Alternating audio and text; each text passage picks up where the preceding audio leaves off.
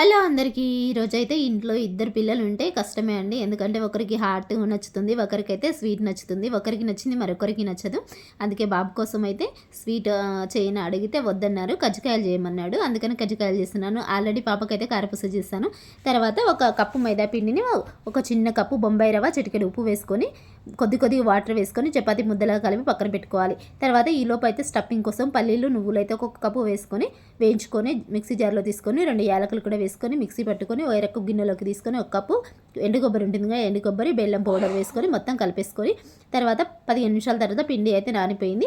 చపాతీలాగా చేసుకొని ఇది షేప్ కోసం అయితే చిన్న బౌల్ ఉంటుంది కదా, షార్ప్గా ఉన్న బౌల్ అయినా మూత అయినా ఏదైనా తీసుకొని ఈ విధంగా అయితే చేసేసుకోవచ్చు. తర్వాత స్పూన్ అయితే ఘాట్లు పెట్టేసుకుంటే చాలా ఈజీగా ఈ టిప్ అయితే యూజ్ అవుతుంది అనుకుంటున్నాను.